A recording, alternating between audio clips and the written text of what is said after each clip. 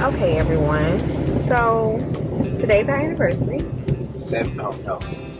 5 years on the 7th. I was about to say 7 years. 5 years.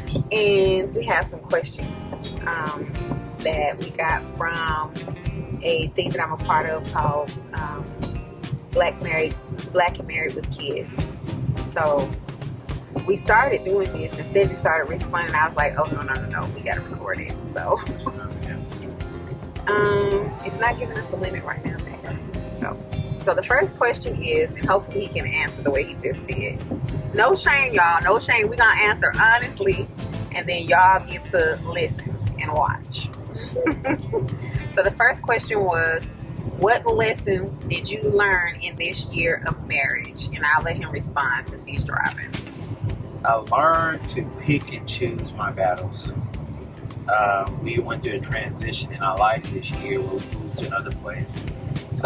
Twice. And the first time I picked a place, I hit it. The second time I just picked a place, she didn't like it.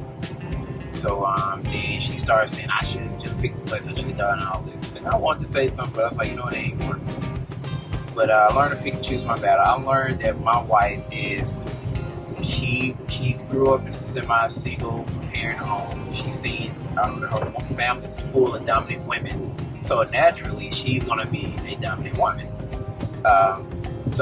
She's a captain in the army. Every position that she held, she's always been a leader. So she feels like she's a leader in the house, which not a man, but she don't know that. But I think she knows that now. So she always want to give me advice on the yard. She want to give me advice on what to fix around the house. She want to give me advice on all the stuff. But when I say, hey, let me do this, she kind of get fussy. So I learned to pick and choose my battles. She give me advice on the yard. I'm like, oh, okay. Just do how I want to do it. Hey, you should fix it like this. I'm like, all right, okay, whatever. But I don't say it like that. But I'm like, oh, I just don't say anything. In the past, I wanted to go toe-to-toe, and they end up causing other arguments. But I learned to pick and choose my battles. But I know that's just my wife. That is just her. She's coming from a good place because she's always been a fixer for not only just her family, but she's been a fixer for me. She fixed a lot of things in my life, so she's constantly in fixing mode. And we have 2 kids. She's a stay-at-home mom, so she's always on fix-it and direction mode. So that's a part of her life, and I understand that now. So she wanted to give me advice on what to do with the trash, what to do with the bushes. When I trim the hedges, you should pick up the bushes. I'm like, oh, okay. I may go Google it to see if she knows what she's talking about. And if she is, I do it. If not, but I learned to pick and choose my battles. And sometimes just me saying, okay, it's so much better for us than me trying to go back and forth. But I'm a non-confrontational guy. Am I right most of the time, man? Sometimes. I didn't say all the time. I said most of the time. Most of the time is more than sometimes. So I say sometimes. So, okay. So for me, what lessons did I learn? I think the one lesson that I learned, and he's probably going to think this is petty, but oh well. The one lesson that I have learned is that he's just not a cleaner. Like, for 5 years, I've been trying to get him to clean up. Y'all, he don't clean up. And I've learned the lesson that I've learned. Between cleaning and OCD. Okay, but what I've learned is that I do have, some OCD. But I think for me, being a stay-at-home mom contributes to the fact that I don't really want to do any additional cleaning because I clean up behind the kids all day. So I'm like, I'm cleaning up behind the kids. I don't want to clean up behind you too. So I need you to do your part. When you take the clothes off, put them in the laundry basket. After you brush your teeth, wipe the sink out. We have a motorized toothbrush. Wipe the toothbrush off. Just little things. If you tell me, you told me you're going to wash the dishes each night, then wash them. I don't want to have to say nothing to you. You just do it. So I think I learned to just, accept the fact, to manage my expectations of his level of cleanliness. So maybe we'll get into expectation management with one of the other questions. Okay. So, question number 2. How many ways did you make your spouse a priority in this year of marriage? Unfortunately, this one doesn't always make it to the top of our to-do list. Spouses must make their first order of business their partner. We should also be seeking various ways to put our partner first. So, babe, how many ways did you make your spouse a priority in this year of marriage? That's kind of hard because I know this year, especially with our transition, she has made me a priority. We just moved to a whole other city. I'm in a different institution. I work in higher education, and she moved for me. So I know she definitely made me a priority. But when there's times where she's like, baby, I need you to do this, I have to go here, or I have to do this presentation, I gotta go speak. It's got to a point where she put it on my calendar. Not saying she had to schedule an appointment, but she know I'm all over the place. But when she tells me she got to do something, I just lock down and do it for her. It's times where I say, baby, just go out and leave. And everyone on my team know that family comes first. So if we got to do something, or she tells me, especially if she tells me ahead of time, we're going to do it. We're going to make the moves necessary to make sure now. And one thing I like about my wife, she's a go-getter. So it's been times she is doing one thing, then a few months later turn to something else, and a few months later turn to something else. But no matter what it is, I support her, and whatever I can do to support her, I will do it, because one thing that attracted me to her, she accepted me for who I am. She accepted me for Cedric.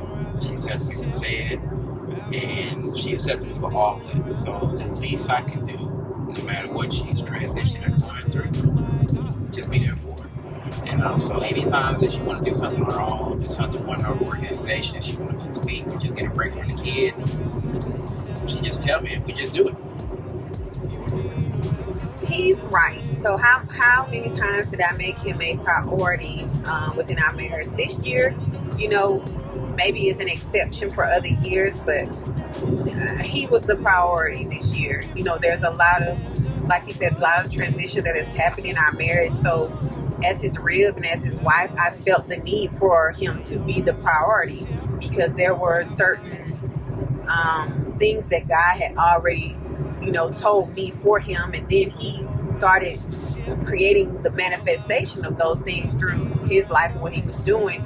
So when opportunities came that we already knew were in line with what God was saying, it was easy for me to make him the priority, because I knew that this particular season was his. This was his turn to, what they got to do with anything? Why is that thrown in there? So this was his turn. It's his turn to be the priority. A little bit longer than usual. 2 moves, 2 houses within a year. But it's what had to be done for him to get to the next level in his career. So we'll move on to question 3. So question 3 is, what sacrifices did you intentionally make to benefit your marriage? What sacrifices did you intentionally make?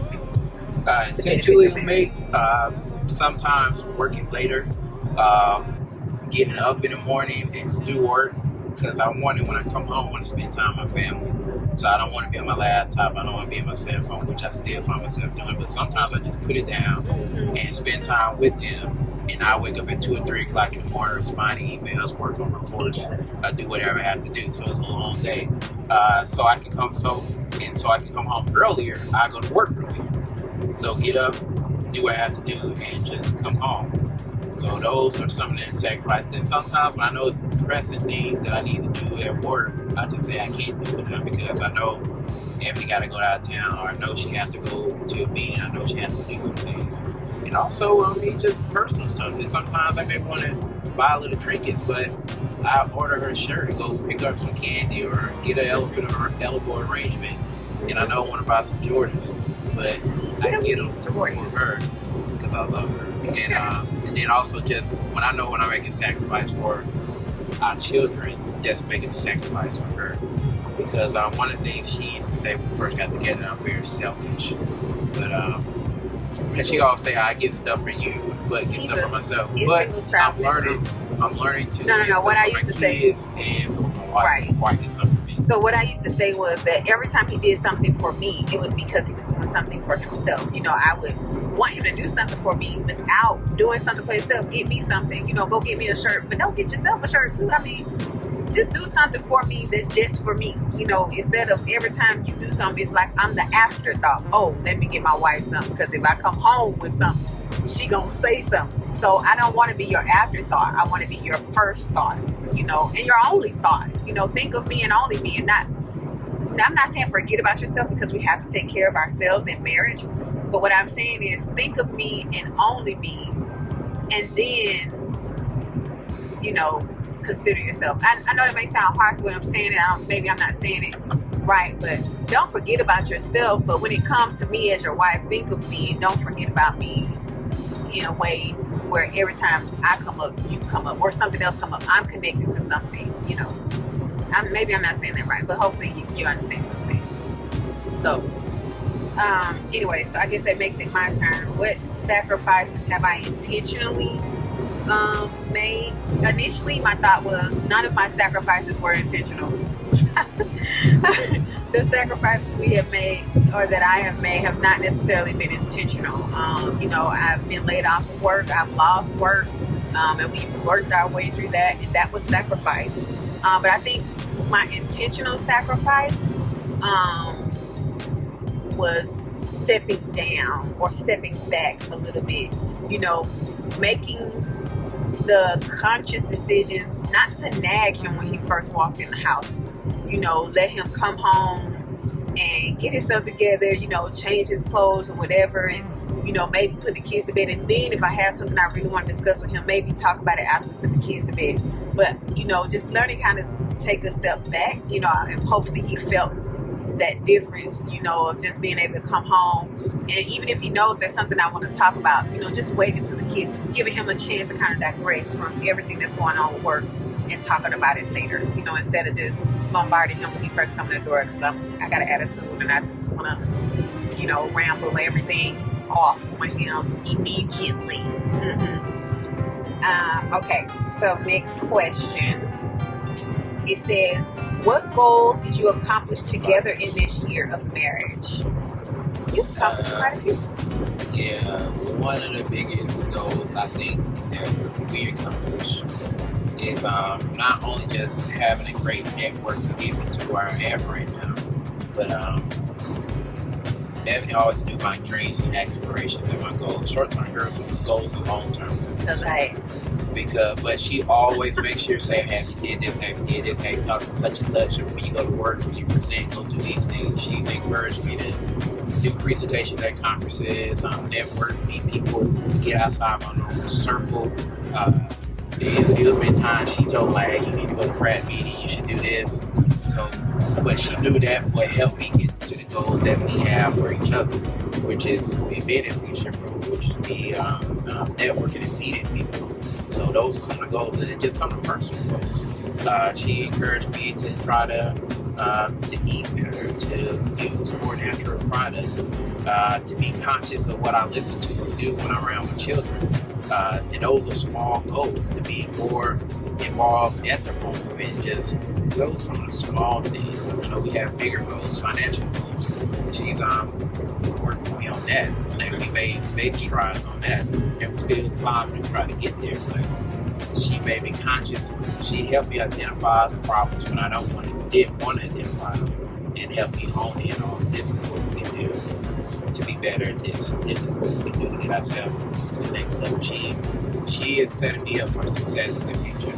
But the good thing about it is, not only is she setting me up for success, she knows setting me up for success, she's setting us up for success.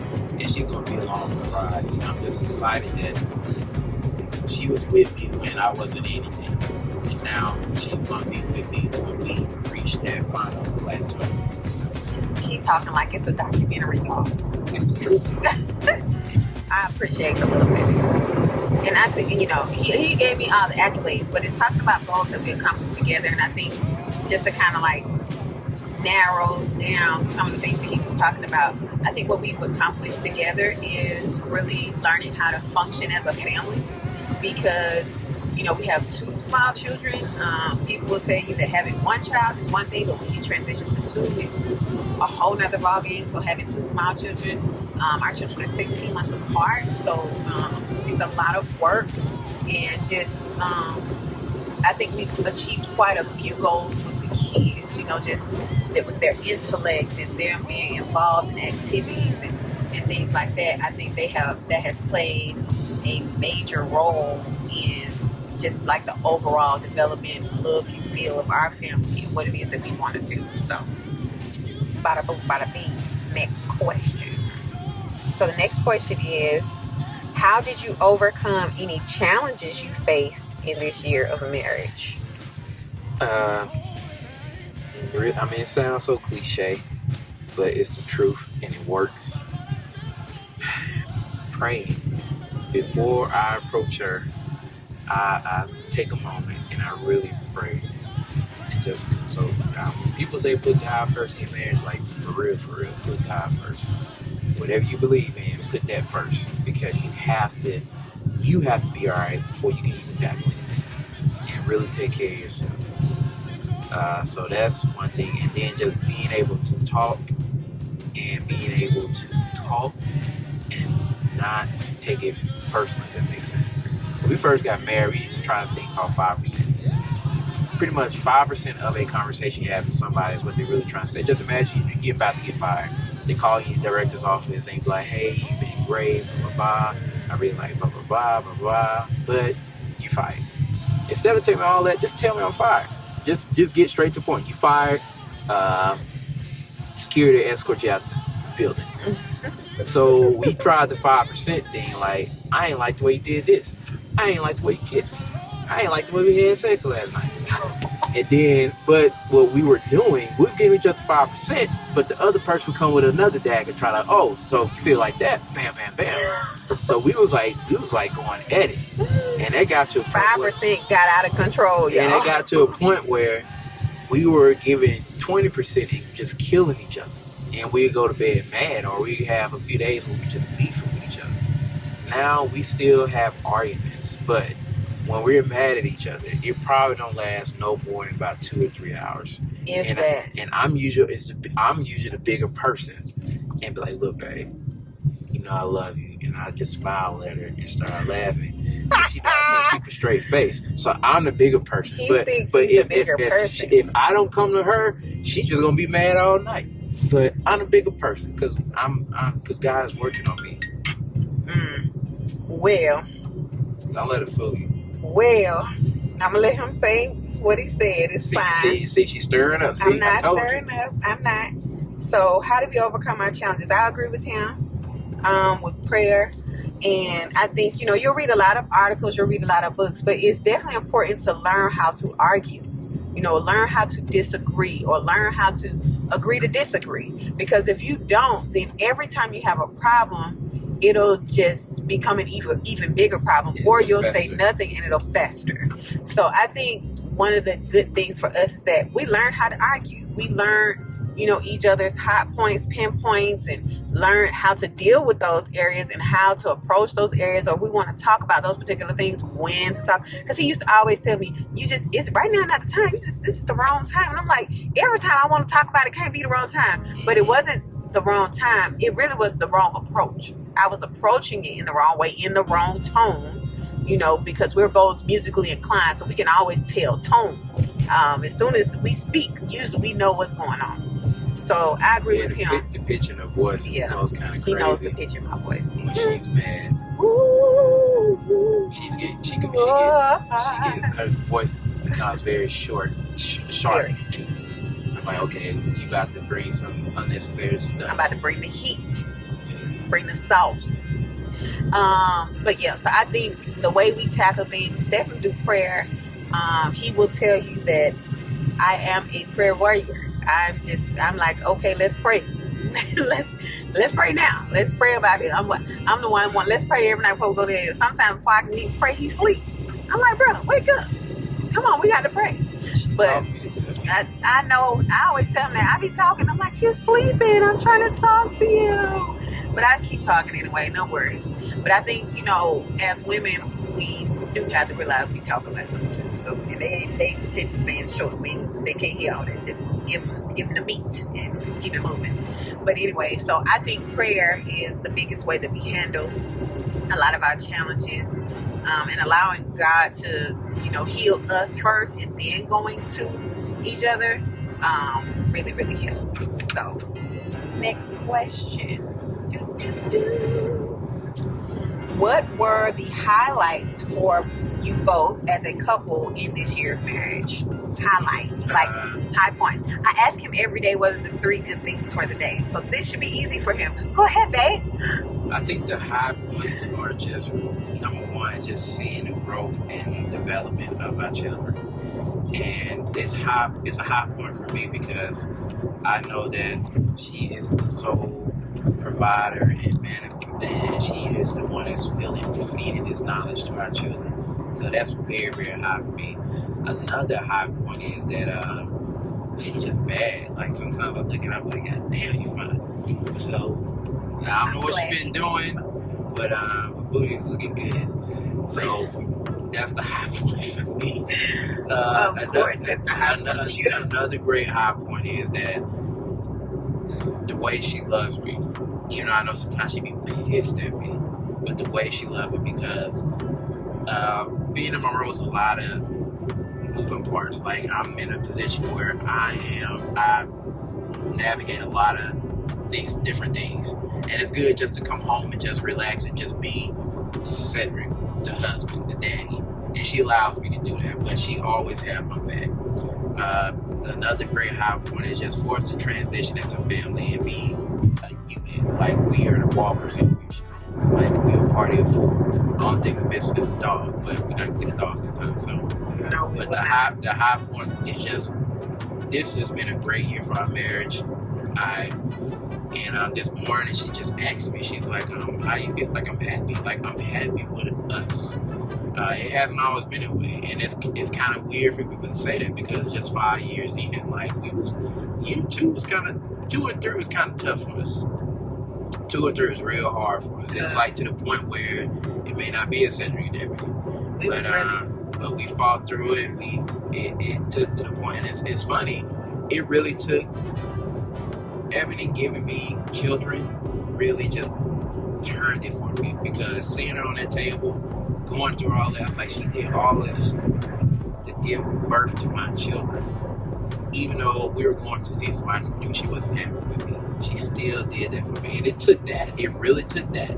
It took that, and it took for me saying ain't nobody else gonna be raising my kids for me to realize that let me get myself together. And but year 3, year 4, and now year 5, it's good. It's like it's good. So the high point is that our marriage is on a whole other level. It ain't perfect. We not. Don't be looking at us like we Michelle and Barack. Although we close though. Don't be looking at us like that. No, we ain't perfect. No, we not the perfect couple. Don't aspire to be us. We aspire to be better than us. So don't even get that twisted. Because that's one thing I can say. I see people, they may say posts about their marriage, and we're very transparent. Like we were at a point where it wasn't looking good. But getting through that point and making it through that point that tells me that anybody can save their marriage, no matter what it is, no matter how bad it get, infidelity, whatever. We get to that point with it, but no matter how bad it get, you can save your marriage if you want to.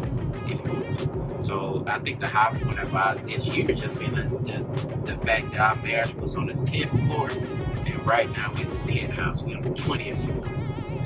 Yeah. Well, I would add a side note that your marriage, you can make marriage work and you can survive anything, but there's some things that you I would say read Deuteronomy and know and understand that there are certain reasons to abuse, anything like that. Definitely don't deal with those types of things. We have not had that situation in our marriage, so I don't want somebody to be like, oh, they saying that every marriage can work no matter what. No. You know when there are situations that are not good for you and or your children, so make sure that in those types of situations you're doing what is best for you. But I can't say this, but if you're willing to fight for it, it can be saved. No matter how bad it is, if you're willing to fight for it, and it's not going to be one person, it's going to take both of y'all. If both of y'all are willing to fight, if both of y'all can look at each other and say, I love you. And then also cancel it too. You gotta go to cancel, because our counselor says, Cedric, do do you still just love having just a piece of love? I was like, yeah. I mean, that's my wife. So that but it takes both of you guys. Yeah. We're supposed to get out right there. Sorry, guys, we're driving. We missed our exit. It's okay. No worries. So okay. Oh, so that makes it my turn. You know, highlights. I agree with all of his highlights. I don't think I have any additional ones. But as his wife and as his rib, I think highlights for me were his transition and his promotions in his career field, doing things that I know that he enjoys and that will significantly contribute, you know, to his growth in our home and our family. So that was definitely a highlight for me. You know, we're not going to tell all our business, but a year ago, we weren't where we are. So that's a highlight for me. A year ago this time, we were nowhere near where we are right now. But we was happy, though. We were happy. We were happy. With each other. With each other. But we were not where we are. So I'm definitely thankful for that because, you know, that type of growth is, you know, important as well. And I will say this, you know, don't forget to look at where you come from, because sometimes when you're going through and you're getting frustrated and you're irritated with where you are and what's going on, it can be distracting. But make sure you take the time to kind of look back at how far you've come from where you were, so that you don't get lost in not being where you want to be just yet. And our last question, it was only 7 questions, y'all. We got married on July 7th, which is 7-7. And today is July 7th, 2017, which is 7-7-17. 1 and 7 is 8, so 7-7-8. Woo, Lord, y'all know I love this numerology and these numbers. You know, some spiritual stuff, you know. But anyway, so our last question, the 7th question, the question of numbers of 7, is what are you most looking forward to in the year ahead? What are you looking forward to up until the next anniversary? I'm looking forward to just continue the growth of this, what we have special. I'm looking forward to where both our careers are going to be, because I think right now we're in a place where we're laying the foundation for something really great, and I think it's going to really impact a lot of people, impact the community where we're at right now. I'm looking forward to that. Also, I'm just looking forward to the development and growth of our children, because they're so freaking exciting and amazing. And I'm looking forward to how people that are connected to us going to manifest, because I really believe that you surround yourself around good people. So I'm looking forward to just the growth and development of our marriage, the growth and development of our careers, and the growth and development of our friends and our children. Yeah, continued growth. I can agree with that. I'm definitely excited about the opportunities that God is making available. There's a lot of shift. There's a lot of change that is coming. And I think within the next year, maybe we'll do this again. And you guys, or maybe we'll keep doing this. I don't know. Y'all tell us. But I think maybe, you know, within the next year, the amount of transition that will take place, the amount of growth that is going to happen, I think that's the biggest thing that I'm looking forward to. And I'm looking forward to family vacation. We have not had a family vacation since the kids have been born. So I'm looking forward to... I just was telling about that. We haven't stayed... For my job, I do a lot of traveling. We did a lot of travel, going to do a lot of traveling, but I'm always by myself. And if she ends up traveling somewhere, she's by herself. But we haven't... I thought it was like, we haven't been in a hotel with the kids since they was born. It's like it's either 1 or 2. And I want my kids to experience stuff like that. Yeah. Just exposure. I want them to know, get on the plane. I want to see Madison, and you know, you have their little cartoon carry-on bag walking through the airport, because I know they're gonna be like so amazed for just looking at everything. Of course. So we're looking forward to that. So we may travel to a city or something. So we may be in a city near you hosting a little marriage 101 class. I don't know about all that, but I just want to. He gonna do whatever I tell him. As long as they got some free drinks. Really? Anyway, all right, y'all. We love you. We appreciate you. If you made it all the way to 30 minutes with us, then you was really down. So, but love y'all. Maybe we'll see you guys again soon. It's our anniversary.